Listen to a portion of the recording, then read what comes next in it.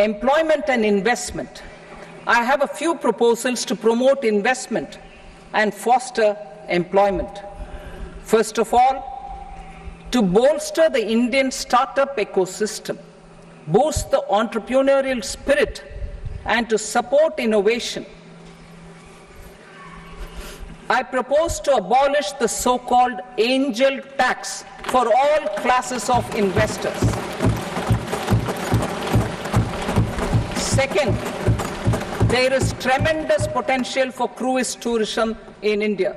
To give a fillip to this employment-generating industry, I am proposing a simpler tax regime for foreign shipping companies operating domestic cruises in the country. Third, India is a world leader in the diamond cutting and polishing industry, which employs a large number of skilled workers. To further promote the development of this sector, we would provide for safe harbor rates for foreign mining companies selling raw diamonds in the country.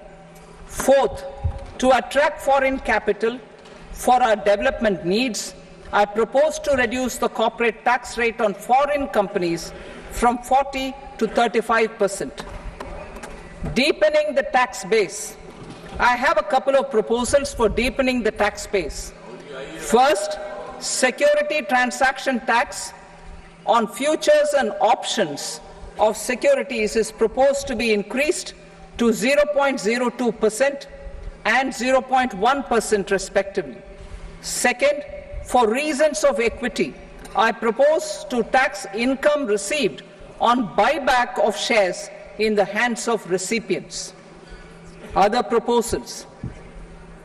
To improve social security benefits, deduction of expenditure by employers towards NPS is proposed to be increased from 10 to 14% of the employee's salary. Similarly, deduction of this expenditure up to 14% of salary from the income of employees in private sector, public sector banks and undertakings opting for the new tax regime is proposed to be provided. Indian professionals working in multinationals get ESOPs and invest in social security schemes and other movable assets abroad.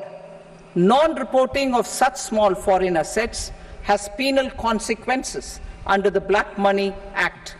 Such non-reporting of movable assets up to 20 lakh rupees is proposed to be depenalized.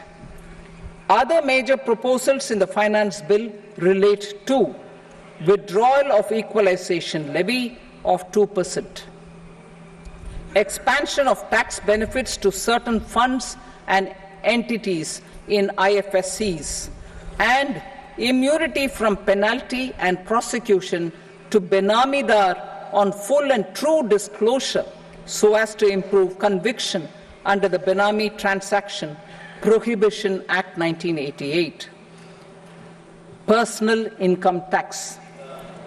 Coming to personal income tax rates, I have two announcements to make for those opting for the new tax regime. First, the standard deduction for salaried employees is proposed to be increased from 50,000 to 75,000 rupees.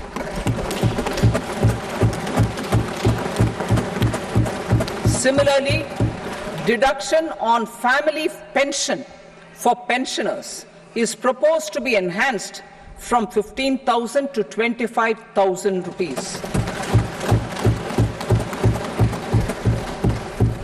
This will provide relief to about 4 crore salaried individuals and pensioners.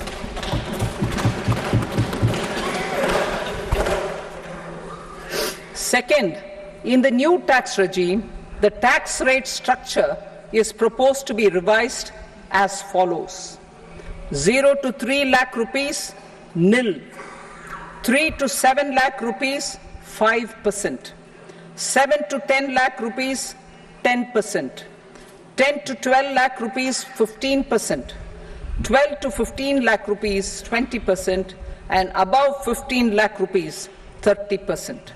As a result of these changes, a salaried employee in the new tax regime stands to save up to 17,500 rupees in income tax.